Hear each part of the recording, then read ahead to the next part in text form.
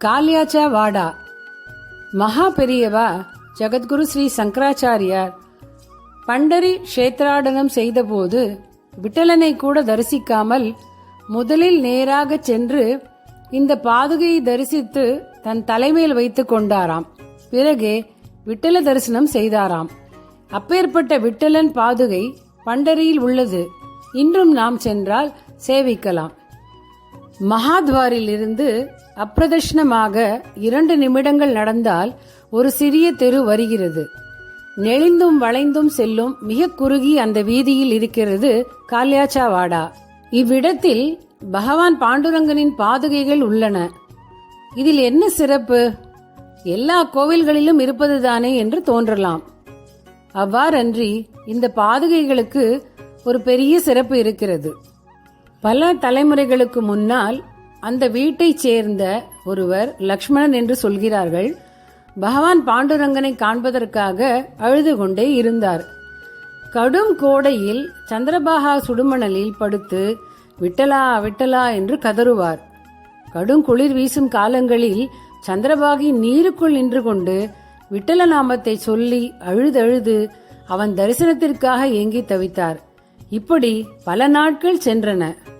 பகவத் தரிசனத்திற்காக அழும் அவருக்காக மனமிறங்கினான் தேவாதி தேவனான விட்டலன். கோடி சூரியன் ஒன்றாய் உதித்தது போல் சங்கு சக்கர கதாபத்ம சோபேயுடன் மகர குண்டலம், சிரசில் சூரியனையும் மங்கச் செய்யும் மகுடமும், கழுத்தில் கௌசுபம் வைஜந்தி மாலை புரள கண்ணெதிரே தோன்றினான் மகா கிருபாகரனான பாண்டுரங்கன். யாருக்கு காட்சி கொடுத்தாலும் என்ன வரம் வேண்டும் என்று கேட்பது பகவானின் பழக்க தோஷம். உண்மையில் அனைத்துக்கும் முதலும் இறுதியுமான பகவானையே கண்டபின் ஒருவனுக்கு மற்ற பொருள்களால் ஆக வேண்டியது என்ன? உன் நினைவு எப்போதும் வேண்டும், சத்சங்கம் வேண்டும், உன் அடியாரின் தொடர்பு வேண்டும் என்று பல பக்தர்கள் கேட்பதை பார்க்கிறோம். மிக அபூர்வமாக சிலர் குழந்தை பேறு மற்றும் மற்ற செல்வங்களை வேண்டுகின்றனர். இந்த பண்டரி பக்தர் என்ன கேட்டார் தெரியுமா? விட்டலா, மின்னல் போல் நீ தோன்றி மறைந்து விடுகிறாய். உன்னை எப்பொழுதும் என்னுடன் இருக்க வைக்க இயலாது. ஆனால் நீ எனக்கு காட்சி கொடுத்ததன் அடையாளமாக உன் பாதுகைகளை கழற்றிக் கொடு. நான் ஆராதனை செய்கிறேன்.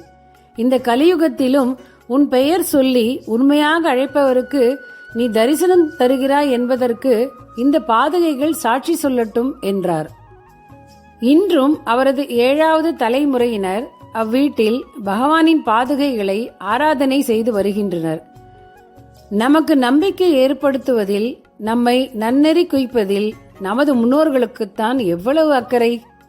தவத்திற்கிறங்கி காட்சி கொடுக்க வந்த பகவானின் பாதுகைகளை பார்த்ததும் இன்னும் நிறைய நாமம் சொல்ல சொல்ல நாமும் இறைவனை காணலாம் என்ற நம்பிக்கை உறுதிப்படுகிறது. ராம் கிருஷ்ண ஹரி பாண்டுரங்க ஹரி. ஃப்ரெண்ட்ஸ், இதுவரைக்கும் இந்த சேனலை சப்ஸ்கிரைப் பண்ணாமல் பார்த்துக்கிட்டு இருக்கிற நீங்கள் இந்த சேனலை சப்ஸ்கிரைப் பண்ணி வச்சுக்கோங்க. பெல் ஐகான் ஆல் பட்டனையும் ப்ரெஸ் பண்ணிக்கோங்க. நான் போடுற எல்லா போஸ்ட்டும் உங்களுக்கு நோட்டிஃபிகேஷனில் அப்போ தான் கிடைக்கும்.